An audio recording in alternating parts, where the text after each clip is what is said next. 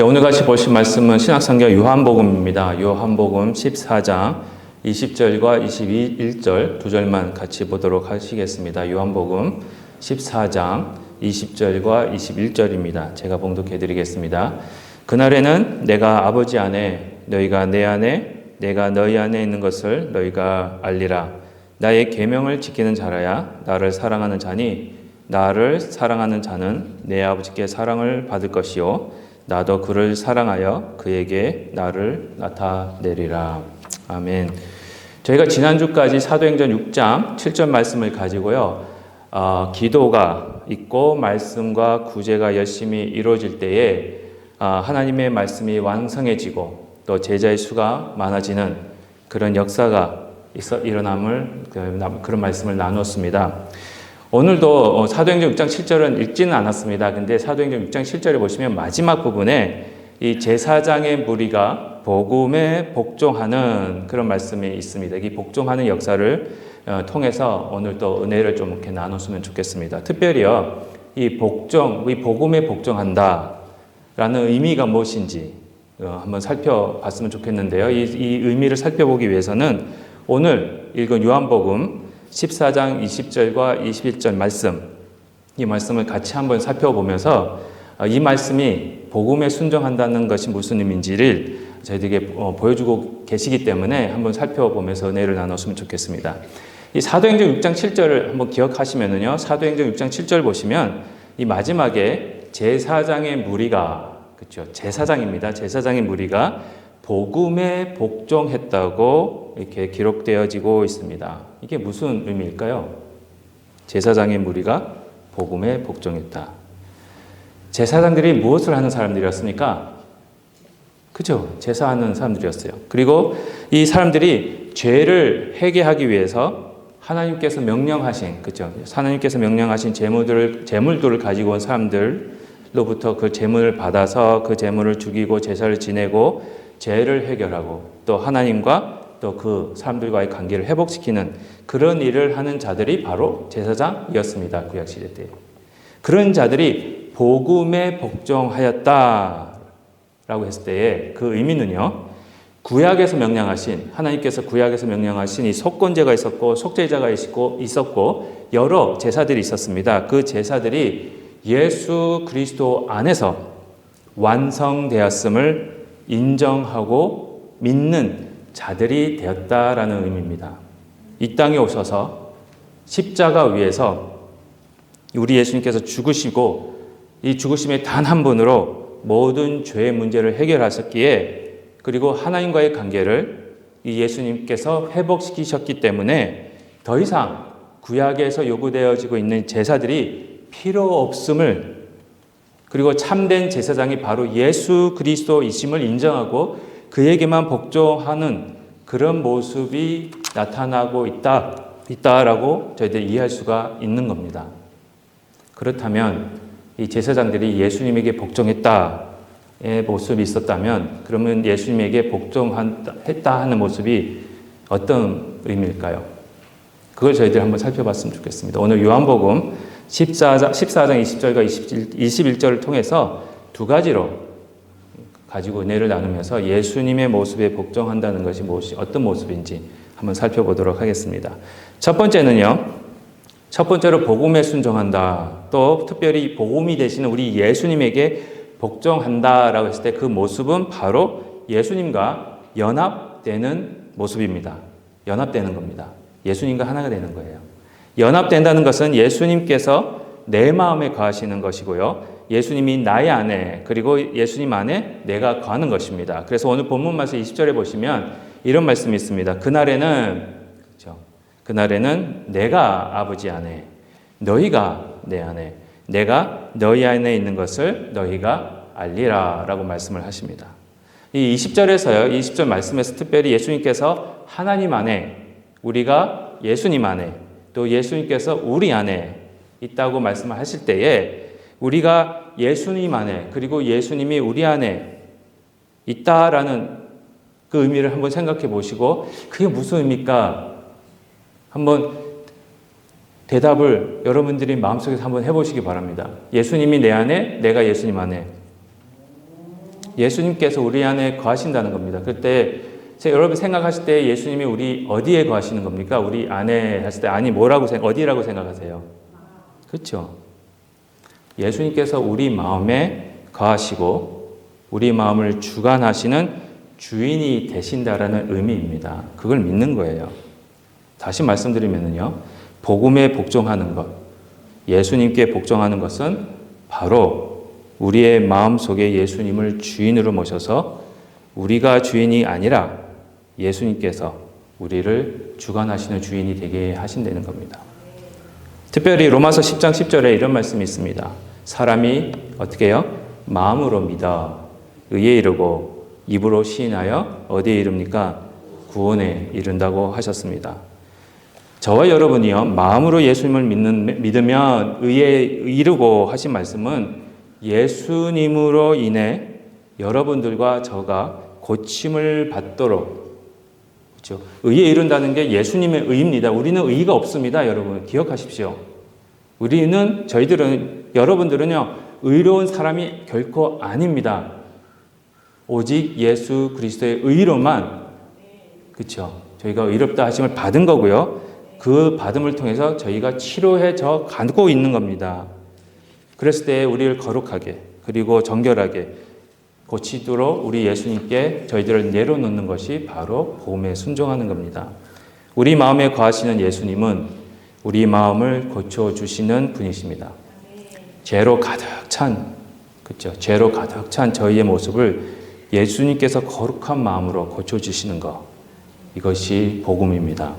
구약에서 보시면은요, 제사장들, 아까도 제사장 말씀드렸지만 제사장들의 사역을 가만히 보시면 죄로 인해 부정하게 된 자들이, 그렇죠? 죄로 인해 부정하게 된 자들이 제물을 가지고 와서 제사를 드리면 다시 거룩하게, 이제 정결하게 되는 그런 일의 중보자로서 그 역할을 감당하는 것이 제사장들이었습니다. 근데 구약에서 가만히 보시면은요, 이상하게 구약에서는요, 부정한 것은 전염이 잘 됩니다. 그런데 거룩하고 정결한 것은 전염이 안 돼요. 예를 들어서 어떤 분 감기에 걸리셨어요. 저는 건강해요. 그러면은 건강한 사람과 감기에 걸린 사람이 만나면 누가 전염이 됩니까? 그렇죠. 왜 그렇습니까? 건강이 전염되면 안 될까요? 그럼 참 좋을 것 같아요. 건강한 사람이 건강이 전염이 돼서 감기가 없어지고 그 감기에 걸린 사람이 건강해지면 너무 좋을 것 같아. 예. 근데 안 그래요. 구약에서도 그랬어요.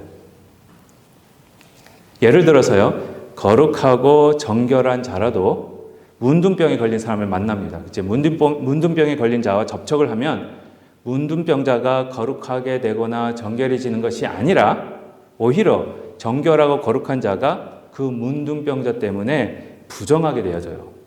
그래서 문둥병자에 접촉된 자는 제사장한테 가서 제사를 지내면서 다시 정결하게 되는 그런 제사를 지내야만 했었습니다. 그런데요, 놀라운 사건이 벌어집니다. 신약에 와서는요, 예수님 때문에 구약에서는 상상도 못하는 일이 벌어지기 시작합니다. 바로 그것이 구약에서 일어난 일과는 반대로 바로 정결함이, 거룩함이 전염되어지기 시작합니다. 예를 들면은요, 예수님이 공생의 생활을 하셨어요. 그렇죠? 사시는 동안 문둥병자들 많이 고치셨는데 그 중에 한 병을 고치실 때에 예수님이 그 병을 말씀으로만 고쳐주신 게 아니에요. 그렇죠? 어떻게 하셨죠? 그 문둥병자를 만지셨어요. 예수님이 문둥병자를 딱 만지시는 거를 유대인들이 옆에 있는 유대인들이 봤을 겁니다. 그랬을 때 그 사람들이 생각이 뭐겠습니까? 처음으로 듣는 생각이 이제 예수님 부정해졌다. 그겁니다. 그런데 그 결과는요, 오히려 거룩하시고 정결하신 예수님 때문에 부정했던 문둥병자가 깨끗해지고, 그렇죠? 또 정결해지고, 또 고침을 받는 역사가 일어난 겁니다.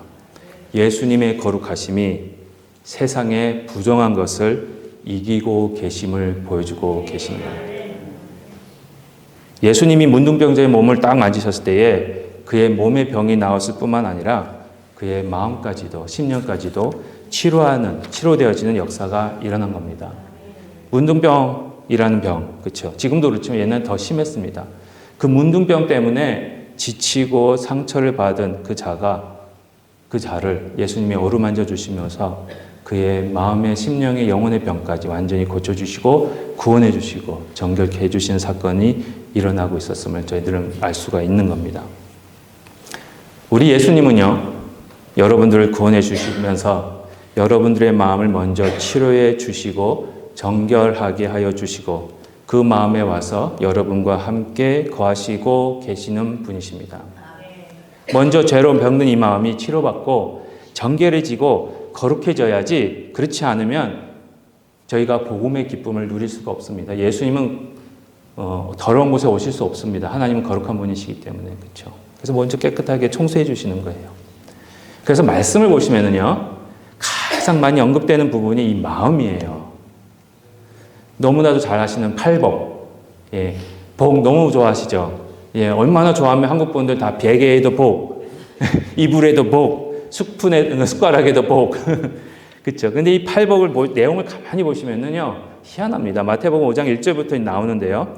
이 팔복이 나오는데 이 팔복을 가만히 보시면 육체적인 거, 물질적인 거, 눈에 보이는 세상적인 복을 다루고 있지 않습니다. 팔복의 내용이 뭡니까?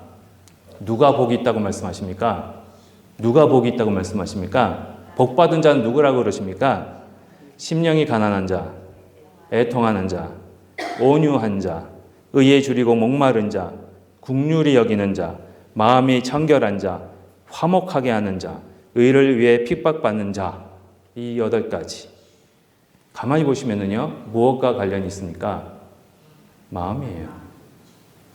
성령의 열매도 그렇습니다. 성령의 열매 9가지. 사랑, 희락, 화평의 열매, 오래 참음, 자비, 양성, 충성, 온유, 절제.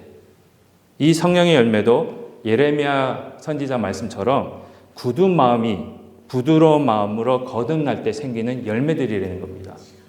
우리 하나님은요, 여러분들의 중심을 보고 계세요. 저희 한국 속담에 10길 물속은 알아도, 그렇죠, 한길 사람 마음속은 한길 사람 속은 모른다 이렇게 말씀을 하시잖아요. 그러나 우리 하나님은요, 여러분들의 마음속에 무엇이 있는지를 10길 물속을 보듯이 꿰뚫어 보고 계시는 겁니다.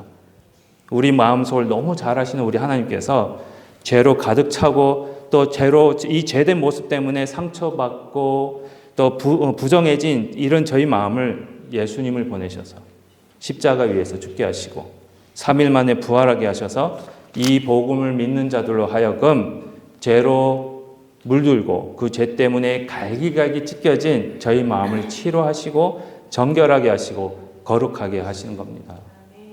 특별히 여러분들의 마음을 거듭나게 하셔서 마태복음 5장의 말씀 팔복에 나오는 마음과 성령의 열매를 맺게 하시는 마음으로 새롭게 창조해 주고 계시는 겁니다.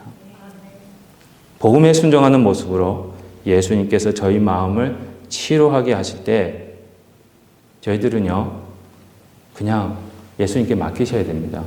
예수님께 이렇게 치료해달라 저렇게 치료해달라 요구할 수 없습니다. 예수님이 원하시는 대로 저희를 치료하게 하는 겁니다. 여러분, 어디가 편찮으셔서 병원에 가셨어요. 그 의사 보고 의사 양반, 내 병은 내가 잘 아니까 나 이거 고쳐주고 저거 고쳐주고 이거 이렇게 고쳐주고 저렇게 고쳐주고 이렇게 요구하시는 분 계세요? 어떻게 하십니까? 여러분 가시면 그냥 맡기잖아요. 의사 선생님이 하시는 대로. 아파서 병원에 가면 의사 선생님이 치료해 주시는 그대로 나의 몸을 맡기는 것. 그래서 이와 같이 우리 몸과 마음을 예수님께 맡기는 것. 그게 믿음의 순종이라는 겁니다. 그래서 복음에 순종한다는 것이 바로 예수님으로부터 치료를 받는 겁니다. 혹시나 여기에 나는 치료가 필요 없어 라고 생각하시는 분은 안 계시겠죠. 모든 분이 치료가 필요합니다. 모든 분이 다 죄인이기 때문에 그렇습니다. 만약에 내 속은 나는 의인이야, 나는 죄가 없어요 라고 말씀하시면 요한일서 1장 8절부터 10절까지 하나님을 거짓말하게 하는 그런 죄를 짓게 됩니다. 모든 저희들은 죄인입니다. 치료가 필요합니다. 그래서 여기 계신 모든 분들이 예수님으로부터 치료를 받아서 정결하게 되시고 거룩한 백성이 돼서 예수님께서 여기에 계신 모든 분들을 잘 알고 있다. 그리고 여러분 속에 가하시는 그런 은혜가 넘치시는 그런 교회가 되도록 기도합니다. 두 번째입니다. 두 번째는 복음에 순종한다는 것, 복음에 복종한다는 것은 바로 예수님을 사랑하는 겁니다. 오늘 본문 21절에 보시면요, 이런 말씀이 있습니다. 나의 계명을 지키는 자라야 나를 사랑하는 자니 나를 사랑하는 자는 내 아버지께 사랑을 받을 것이요 나도 그를 사랑하여 그에게 나를 나타내리라. 이 말씀을 가만히 보시면요, 예수님의 계명을 지키는 자가 예수님을 사랑하는 자라고 합니다. 그러면 예수님을 사랑하면 하나님께로부터 사랑을 받게 되고요, 하나님의 사랑을 받는 자, 그리고 예수님의 사랑을 받는 자에게는 예수님이 나타나신다고 말씀하셨습니다. 그렇죠? 근데 반대로 요한일서 2장 4절과 5절 말씀에는 이렇게 말씀하십니다. 그를 아노라 하고 예수님을 아노라 하고, 그렇죠? 그가 예수님이지요. 예수님을 아노라 하고 그의 계명을 지키지 아니하는 자는 뭐 하는 자죠? 거짓말하는 자입니다. 진리가 그 속에 있지 아니하되 누구든지 그의 말씀을 지키는 자는 하나님의 사랑이 참으로 그 속에서 온전하게 되었나니 이로써 우리가 그의 안에 있는 줄을 아노라 말씀하셨습니다. 이 말씀을 보시면은요, 예수님을 알고 예수님을 믿고 있다 하면서 예수님의 계명을 지키지 않으면 뭐 하는 자라고요? 거짓말입니다, 여러분. 다시 말씀드리면은요, 예수님을 믿는다 고백하고 예수님이 나의 구세주다라고 고백하지만 그의 계명을 지키지 않으면은요, 그 믿는다, 내가 예수님을 구주로 믿는다, 예수님을 나의 주인으로 삼는다라는 말이 거짓말이라는 겁니다. 제 말이 아닙니다. 제가 만들어낸 거 아닙니다. 그렇죠? 착각하지 마십시오. 아, 목사님이 그런 말을 하네. 이런 거 아닙니다. 예수님이 하신 말씀입니다. 요한복음 14장 21절과 요한일서 2장 4절부터 5절 말씀이에요. 그러면 여기서 중요한 게 있죠. 그러면 예수님의 계명이 뭡니까, 여러분? 예수님의 계명이 뭐길래 그 계명을 지키는 자가 예수님을 사랑하는 자이고 그 계명을 지키지 않는 자는 예수님을 알고 또 믿는다고 하는 말이 거짓말이 된다고 말씀하시는 겁니까? 그 계명을 알아야죠. 그렇죠? 그 계명이 뭐겠습니까? 요한복음 15장 2절입니다. 요한복음 15장 2절. 예수님이 아주 확실하게 말씀하세요. 내 계명은, 그렇죠? 예수님의 계명은 곧 내가 너희를 사랑한 것 같이 너희도 서로 사랑하라. 예수님의 계명이 무엇이라고 말씀하고 계십니까? 사랑입니다. 예수님께서 여러분들을 사랑하신 것 같이 우리도 서로 사랑하는 겁니다. 요한복음 13장 34절과 35절 말씀입니다. 말씀에서도 똑같이 말씀하고 계십니다. 뭐라고 말씀하십니까? 새 계명을 너에게 주노니, 그렇죠? 서로 사랑하라. 내가 너희를 사랑한 것 같이 너희도 서로 사랑하라. 너희가 서로 사랑하며 이로써 모든 사람이 너희가 내 제자인 줄 알리라. 저번 주에도요, 예수님의 제자의 모습에 대해서 말씀을 나눴습니다. 오늘 이 요한복음 13장 34절과 35절 말씀에서도 보시면 제자의 모습이 뭐라고 되어 있습니까? 사랑입니다. 그렇죠? 사랑은 예수님이 주신 새로운 계명입니다. 더 나아가서요, 요한일서 2장 8절입니다. 8절부터 11절까지 이런 말씀도 있습니다. 다시 우리 예수님이 우리 요한을 통해서 얼마나 답답하셨으면 또 말하는데 다시 말하는데 내가 너희에게 새 계명을 써노니 그에게와 너희에게도 참된 것이라. 이는 어둠이 지나가고 참빛이 벌써 빛이 미니라. 빛 가운데 있다 하면서 구원받았다 하면서 그 형제를 미워하는 자는 어디에 아직 있는 겁니까? 어둠에 있는 겁니다. 그의 형제를 사랑하는 자는 빛 가운데 거하여 자기 속에 거리낌이 없으나 그의 형제를 미워하는 자는 어둠에 있고 또 그 어둠에 행하며 갈 곳을 알지 못하나니 이는 그 어둠이 그의 눈을 멀게 하였음이니라. 흔히 저희가 예수님을 믿고 구원받았다 하면은 어디에서 행한다고 말씀하십니까? 빛 안에서 행한다고 말을 합니다. 구원이, 왜냐하면요, 구원이 어둠에서 빛으로 인도해 주시는 예수님의 은혜를 말하고 있기 때문에 그렇습니다. 그런데 요한일서 말씀에서 보시면 예수님을 믿기 때문에 빛에서 행한다고 말은 하지만 정작 옆에 있는 분을 사랑할 수 없으면 여전히 어디에 가시는 거라고요?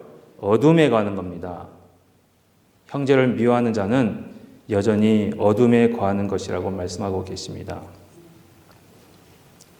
그러면 사랑이 왜 예수님의 계명이 되고 빛에 거하는 자들의 표지가 되는 것일까요?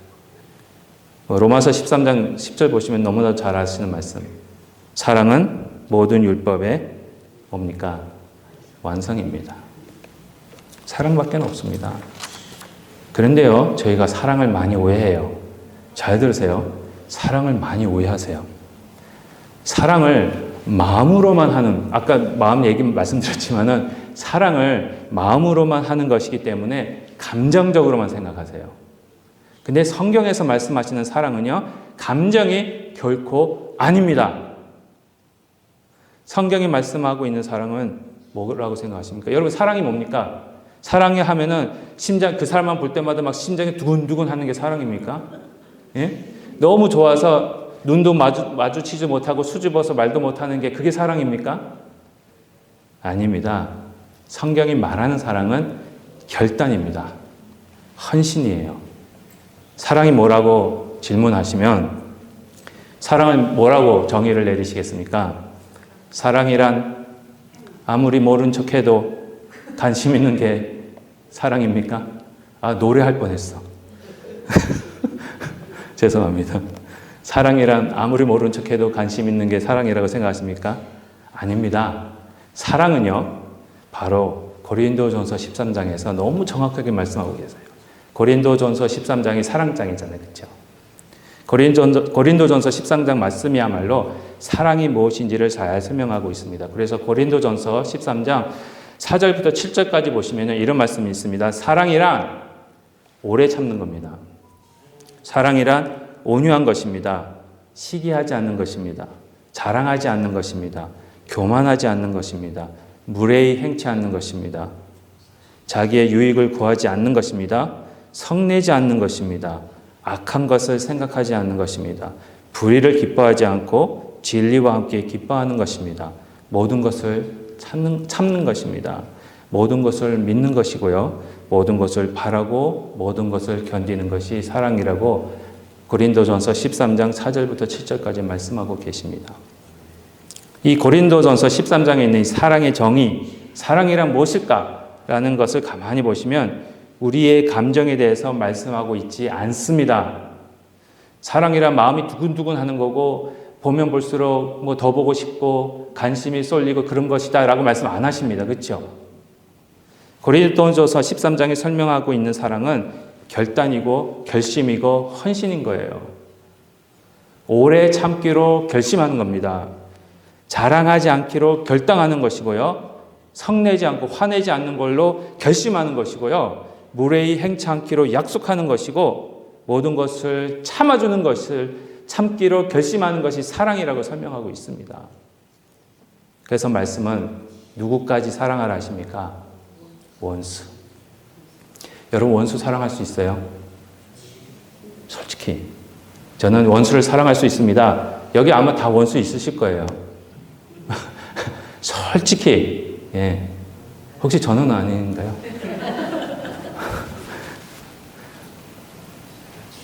여러분 원수를 어떻게 사랑하시겠습니까? 그렇죠? 원수를 사랑할 수 있는 감정이 안 생기는데 그 사람만 보면은 미움이 가득 차고 화가 나는데 어떻게 사랑할 수 있겠어요? 그렇죠? 감정으로 하는 거 아닙니다, 여러분. 고린도전서 13장 같이 말씀은 여러분들로 하여금 원수를 사랑하는 결단을 하라고 하시는 겁니다. 원수이지만 나는 저 사람을 사랑할 거야 라고 결심하는 거예요. 만약에 사랑이 감정이라면요 오래가지 못합니다. 여러분 다 경험해 보셨잖아요. 사랑으로 다 결혼했지만 그게 오래 갑니까?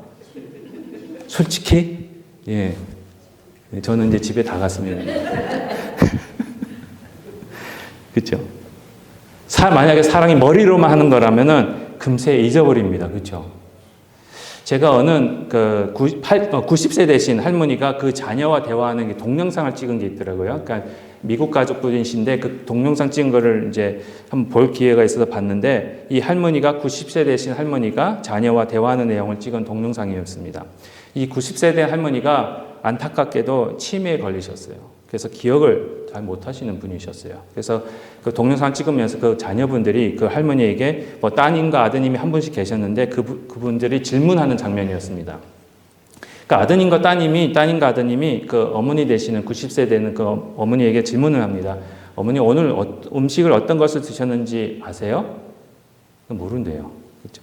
오늘 교회 갈 때 어떤 옷을 입고 가셨습니까? 기억이 안 난대요. 입고 계시는데. 그럴 때 따님과 아드님이 아주 중요한 질문을 합니다. 따님이 먼저, 린다가 누군지 아세요? 그래. 따님 이름이에요, 린다가. 그러니까 그 할머니가 모른대요. 바로 앞에 있는데. 그럼 아드님이 물어봅니다. 엄마, 폴은 알아? 폴이 이제 아들이에요. 그 아들 이름인데, 근데 모른대요. 바로 앞에 있는데. 완전히. 그쵸? 근데 그때 따님이 물어봅니다. 그러면 엄마, 예수님은 누구세요?